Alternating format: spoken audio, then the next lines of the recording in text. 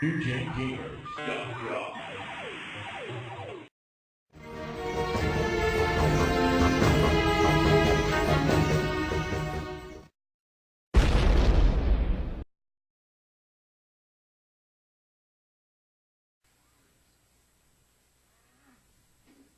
Okay.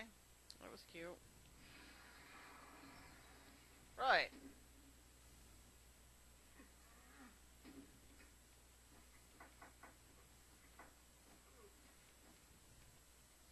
Get your buttons figured out. Yep. So, as you can see, it's a pinball game. I don't think any pinball game has ever changed within the history of pinball. No, but some are better than others. Right. This one just kind of seems, like the, light, I guess right. is a good word for it. It seems like there should be more to it. There really should be. Maybe the other machines have,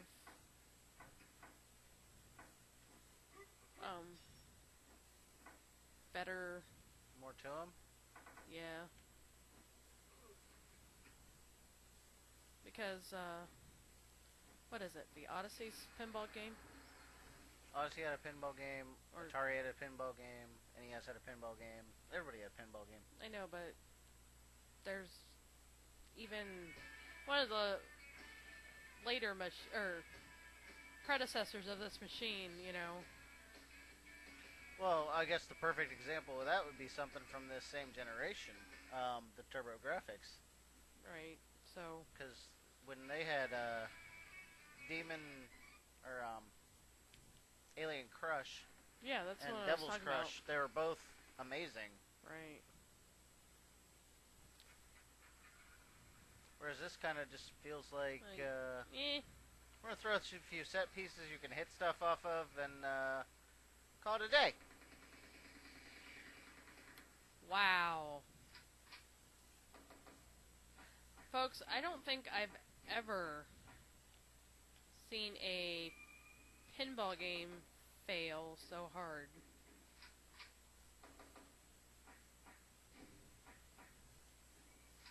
There's nothing to this one. I see that. Hey, you gotta hit the enemy ships. Or enemy planes. Okay, that was it.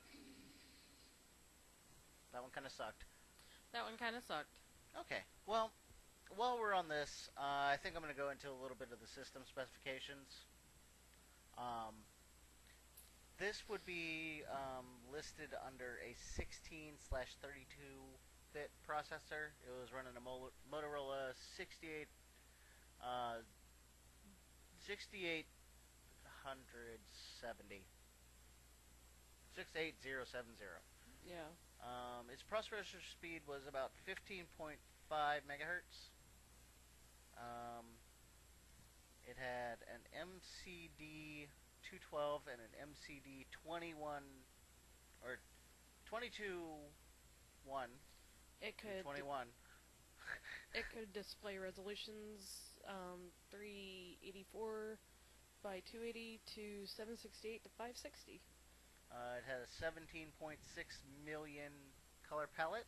Woohoo! That's 3,768 on screen, so it's about on par with the Super Nintendo. Right.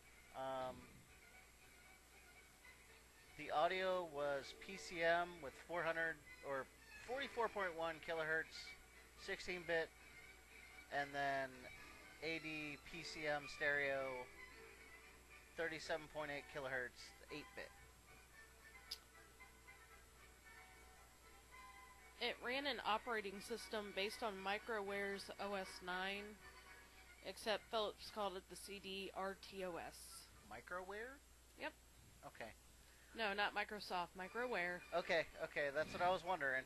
It has a 1 megabyte of main RAM, and it came equipped with a single-speed CD-ROM drive, which is kind of amazing back in 1991. Right. Unfortunately, there were only about 124 games released for it. Yeah. It released about 600 and some total applications, but That's everything across the board, because you could also play movies on this.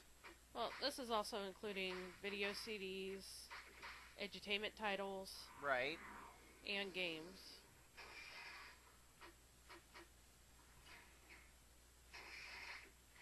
Also, another piece that is added is the DVC cartridge. That's a cartridge port. There's actually an additional video converter piece. Yeah. That. I actually have that attached to the back of the CD-I, so I'll show It you also that came in the with intro. other accessories. You buy other accessories for it. Yes, they had this weird ball controller for kids. It was like a giant blue ball. Yeah, and then they had a mouse. I think you could buy more RAM for it. Yeah, you could buy more RAM for it. And you got an S-video port and an I/O port splitter. Yeah.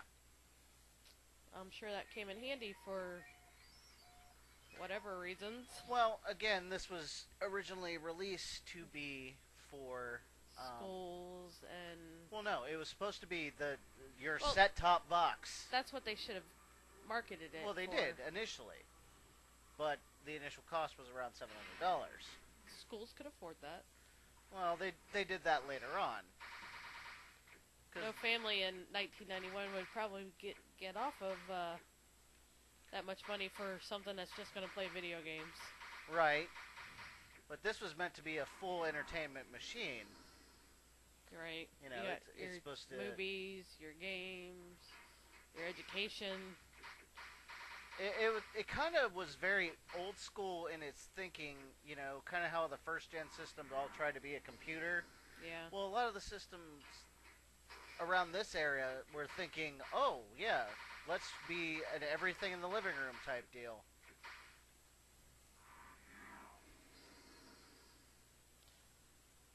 So, like, you said that this was in a generation where there was a lot of consoles competing against each other. Well, yeah. Do you know some of the names of the... Well, this came around in '91, which was the same release year as the Super Nintendo. The Genesis and the TurboGrafx were already out. The NES was still competing for market share. You also had the Sega CD, which was coming to market. The TurboGrafx CD, which was coming to market. 3DO. 3DO was hitting a couple years later. Jaguar was hitting a couple years later. So within their 5-year window, they had at least 10 systems to complete with. Yeah. You know, you had... Because by the time this thing was discontinued in '98, the PlayStation, the 64... killed it. Yeah, the PlayStation pretty much put the last nail in the coffin for this thing. Had the PlayStation never come out, this may have had some life. Maybe, but it was still getting trounced. Right. I mean, the N64 or the Saturn probably would have still put this thing to shame. Or the 3DO might have gotten... Well, Dreamcast. Or Can't taken forget off about more. that. Well, this was off the market, or being sold basically only to schools and other consumers at that point. Because they made a lot of different models. Actually, they made a lot of different... They didn't call them models, they called them series. Right. And that came in... Well, we had, you had your consumer models, because they had them in a couple of different categories. Your consumer models, there's about, I'd say about 8 or 9 of them, and they were made by various companies. Right.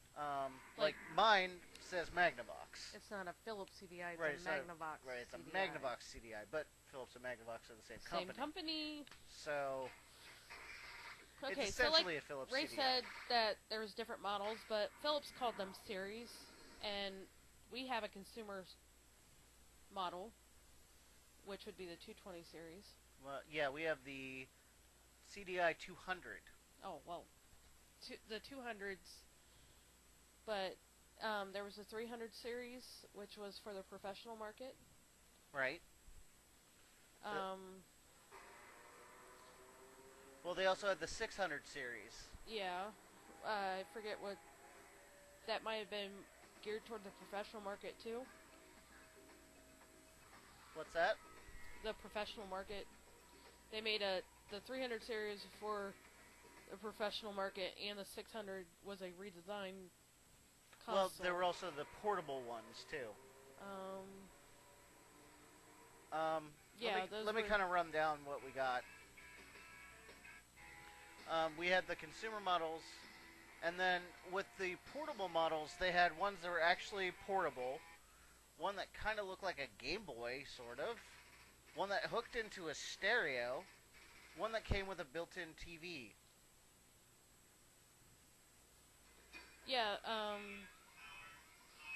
they had different names though for those. Yeah, you can go ahead. There's also the 400 series, which were the ones that were aimed at education. Right, I'm going to get to markets. those too.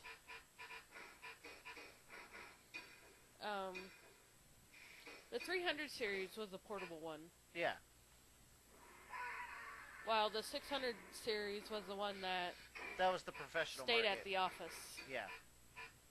Which were actually used in doctors' offices and schools for a lot of different tasks. I mean, the CD-I actually got put to pretty great use inside of hospitals and schools. Right. So it did have its, I guess, its positive aspects to the gaming, the computer market. Right. Because outside of it being a very early entertainment machine, it also had its second life as basically like a business machine. Well, did it run diagnostics and things too? Yes. You could hook. You could put in this emulator software. Okay. And run it through whatever screen that you're looking at, and it would tell you things. Like, mainly it was used for in hospitals. Okay. Or in architectural firms. Okay. Well, actually, while we're on that same thought, I'm going to switch games. Okay. And we'll actually take a look at one of the educational titles. Yes, I think we're going to be looking at... Oh. Alright, so we'll be right back.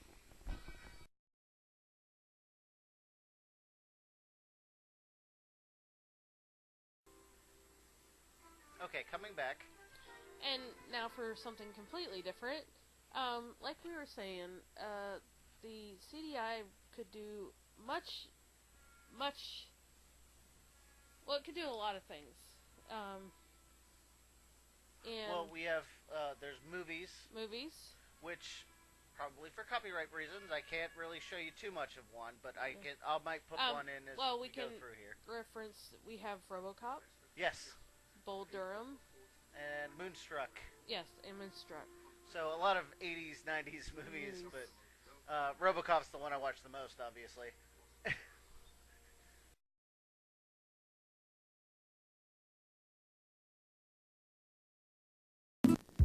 This may look like an ordinary compact disc, but actually, it's an interactive encyclopedia.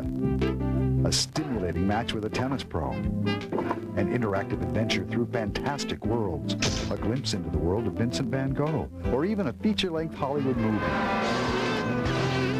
This is CD-I, Compact Disc Interactive, a new world standard in multimedia home entertainment from Phillips Electronics. You might expect to pay over $1,000 for an entertainment system that does this much, but now you can own a Phillips CD-I player for only $499. You can choose from more than 100 interactive titles by world-renowned publishers. CD-I titles start at just $15. During this special TV promotion, we'll include Compton's Interactive Encyclopedia on disc, a $299 retail value, yours free during this limited time offer. Call the number on your screen now for a free brochure and for the location of your nearest CD-I retailer.